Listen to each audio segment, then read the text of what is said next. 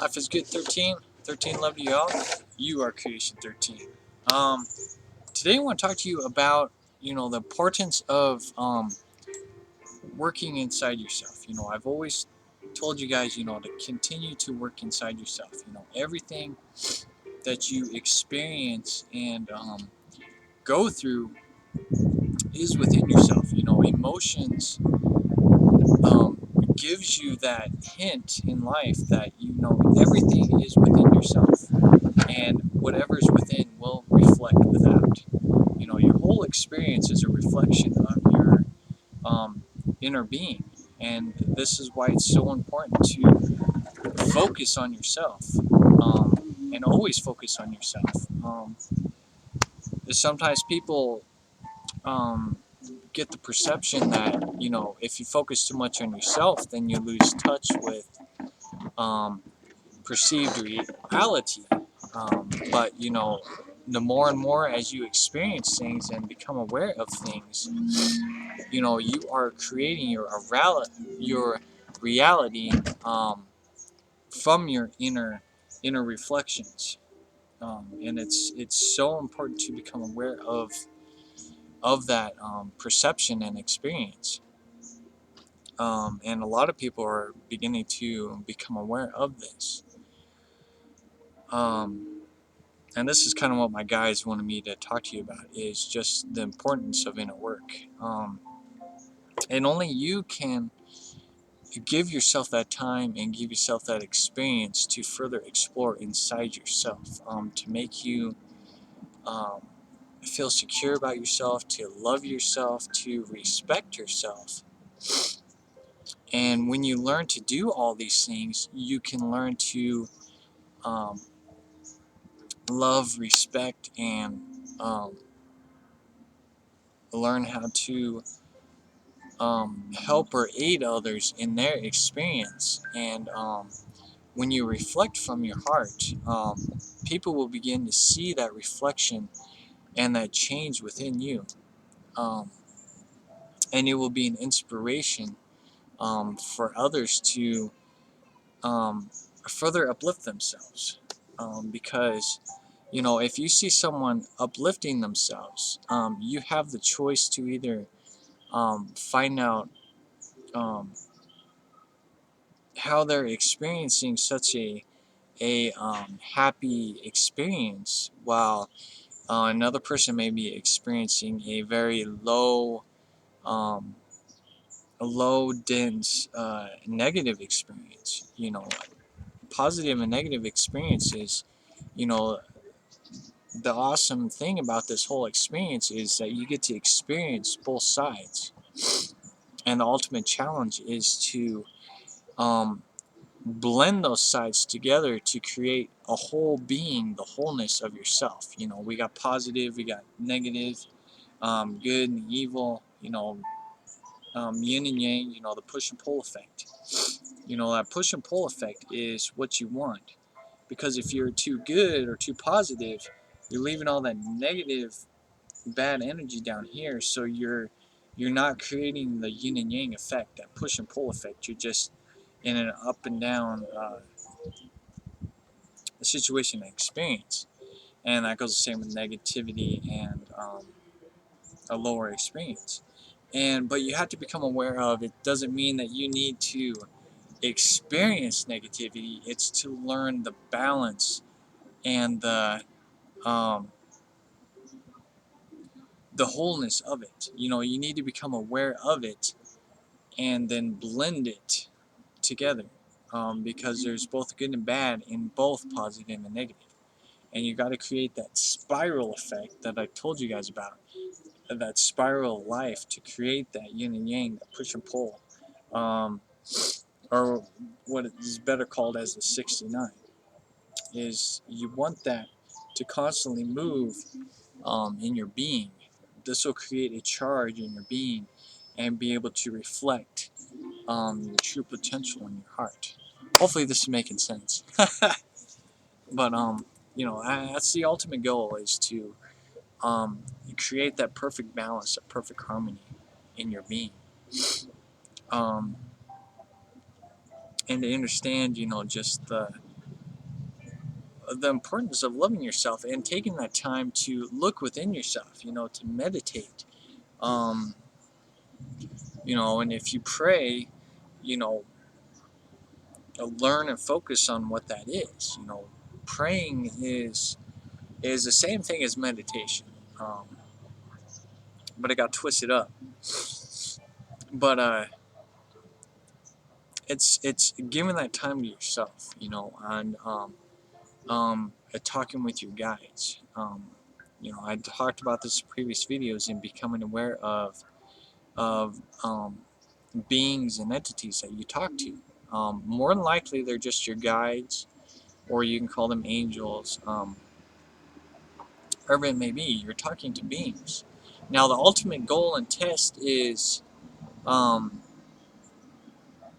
is becoming aware of when you're talking to them, what they are, what information they're giving you, and what information you're receiving.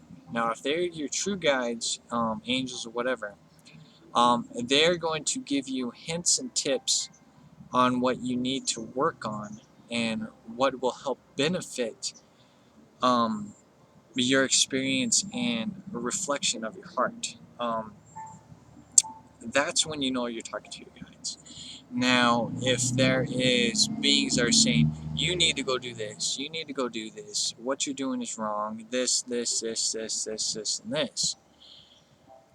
But those are controlling entities, and those are beings that you don't want in your field or your being, because they are controlling you. You never want another being to control you, because you are a controller. You are in control of your reality, and you have to become aware of just how powerful that saying and that meaning is. So always listen to your guides, who are there to help aid you. If they say, if you work on this, you can experience this. But as long as they're not saying you need to do this, once in a while they will reflect images on what you need to work on. Say for example, you need to work on your past life scars or your past scars. Say you were abused, or you were always maybe a bully was bullying you, things like that. And you never learn to um, work that out or look beyond that. Learn to realize that that experience was created um, to help others. These negative experiences are actually here to help others. These trials and these tests and challenges in your life are there to um, help others. Your guides are aware that you can conquer these situations, and when you conquer these situations, they're there to benefit others, and that's something that you really need to become aware of and actually embrace it. If you are tested with these situations, that means that you have a very strong will and intent, and your heart is very strong and very pure. So then you can further uplift yourselves and uplift others through that experience. And it's still just like I said. It's still all your whole experience is just an inner work. An inner emotional um, projection within and without, always. This is really what this whole human experience is just reflections of emotions, your emotional body. And I'll talk more about that, because there's 4 bodies that we are currently blending and merging together, because these 4 bodies were separated from our being because of the past history of this planet. Um, So we're working on it. See if I get them all right. But we're working on the emotional body, um, the mental or mind body, the spiritual body, and the physical body. That should be the 4 of them. When I make the video, I'll make sure. But that should be it. Is physical, spiritual, mental, the mind body, and the emotional body. And the emotional body is really And one of the key things that humanity has really lost touch with is the emotional body, um, and the spiritual body. Spiritual body is key, definitely, in this experience. But emotional and spiritual are the two main ones. And, through your whole experience, you realize that spirituality is part of the emotional experience. Hence why um, um, the Christ concept comes into play. And I'll talk more about that too. I've learned quite a bit of things, and it's just processing them into a video. And I'll work on that later. But anyways, it's just learning to love yourself and take care of yourself.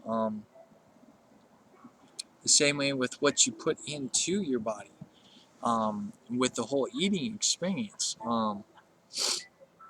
We were taught to eat and makes ourselves full and energize our body. We were taught that our stomach, our physical stomach, was our source of energy and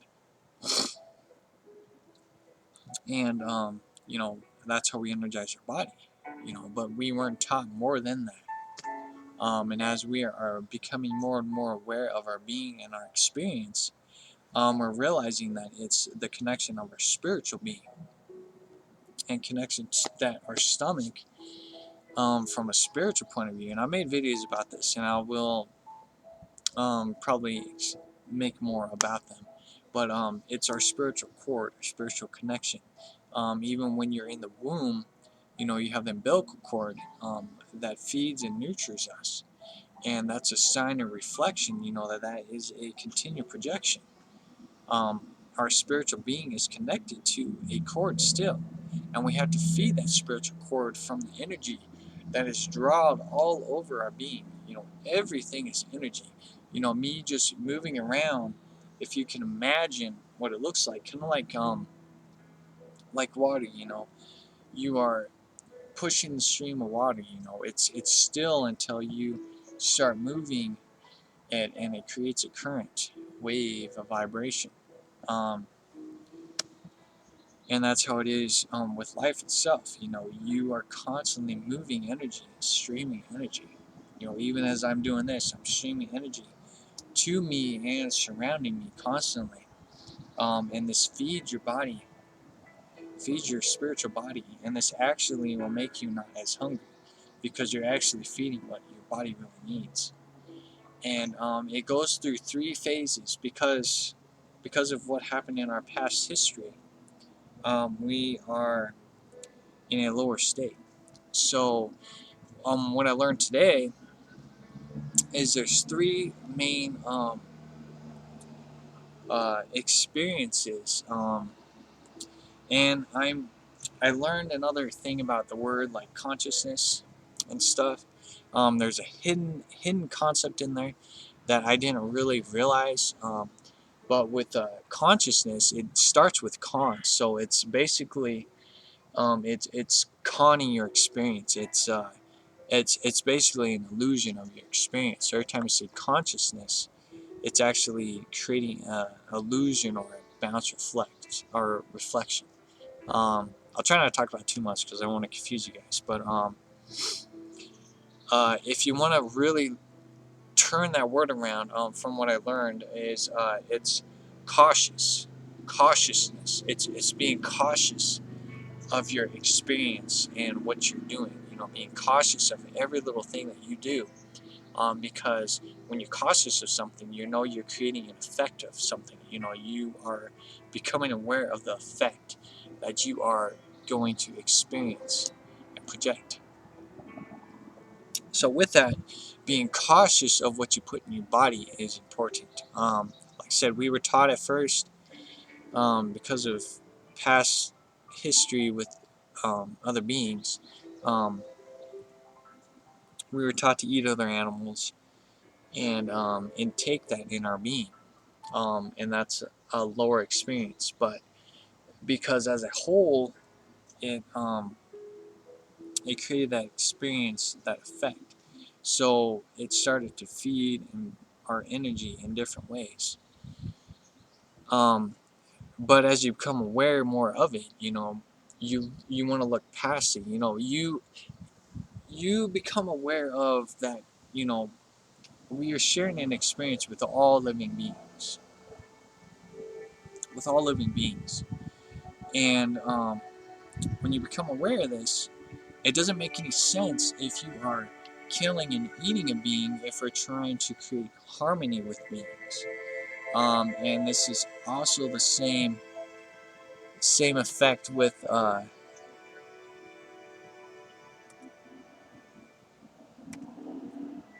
plants. With veggies and fruits and stuff like that. It's still coming from the ground and it's still alive and it's still experiencing you, but it's also a different experience. Hold on.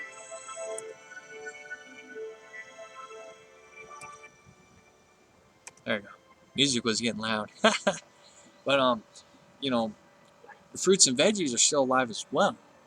And when you take that, it also gives your body physical energy, and also a healthier experience for your spiritual being. But we have to look a step above that. So this is where the three steps come in. If you're eating flesh and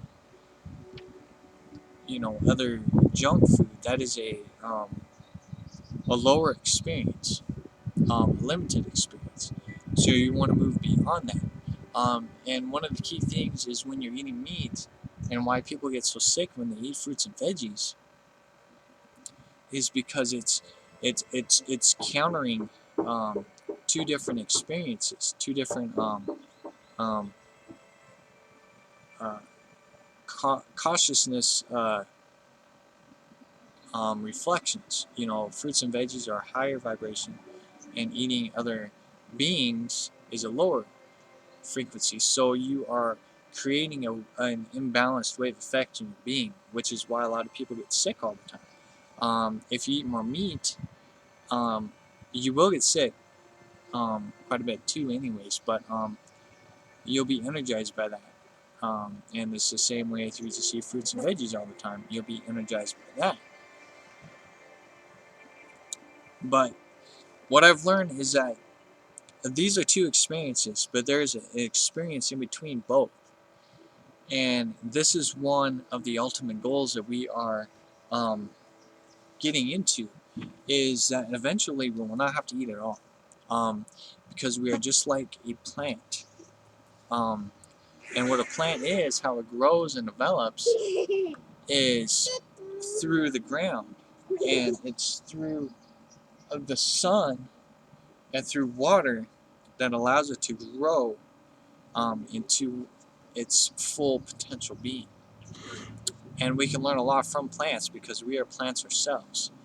And when we further become aware of this in our projection and in our experience, we will never have to eat again, because we'll just have to charge ourselves naturally, in taking water and then implanting our feet just like roots into the ground,